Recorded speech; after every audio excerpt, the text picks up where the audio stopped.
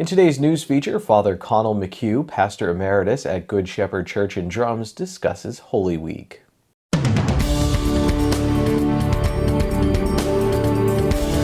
Holy Thursday, of course, is one of the great feasts of the church year.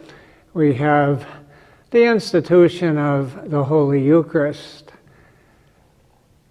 The liturgy of Holy Thursday actually has as its gospel, every time that we have the liturgy, the narrative of the washing of the feet.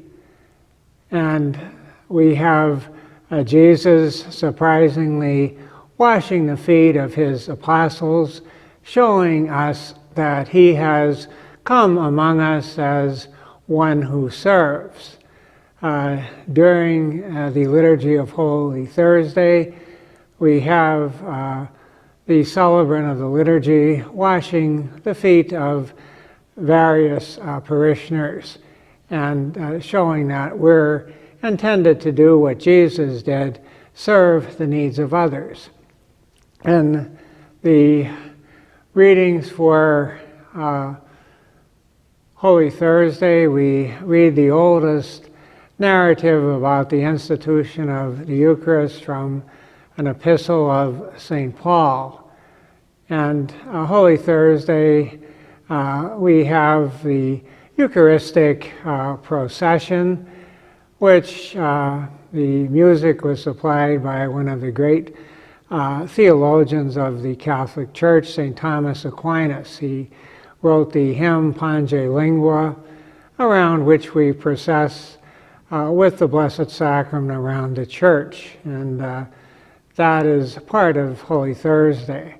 And Holy Thursday, after we finish the service, after the procession, the monstrance is placed with the host in it by the Blessed Sacrament, and people are asked to spend time in adoration on Holy Thursday. On Good Friday, we have again adoration before the Blessed Sacrament in the morning until the time of the service. A lot of parishes have it at either 12 or 1 o'clock, or we can have it later at 3 o'clock. The service of Good Friday is the service of the Lord's Passion. We don't really celebrate Mass, but we have an observance of the Passion of Christ.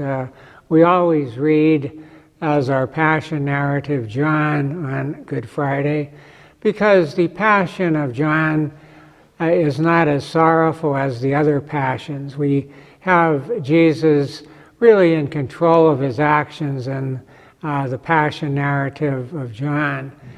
John really presents Jesus offering his life on the cross as the highlight of his entire gospel, even perhaps more so than the resurrection, that there's such an emphasis in John on Jesus' triumphant death.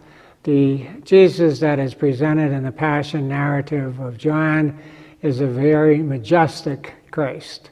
The Passion narratives of Mark and Matthew are more sorrowful. We have one of the last words of Christ in both Matthew and Mark, my God, why have you forsaken me?" On Good Friday, we adore Jesus. We identify with his sorrowful death. We have choirs singing hymns about the Passion of Jesus, and it's a very beautiful service.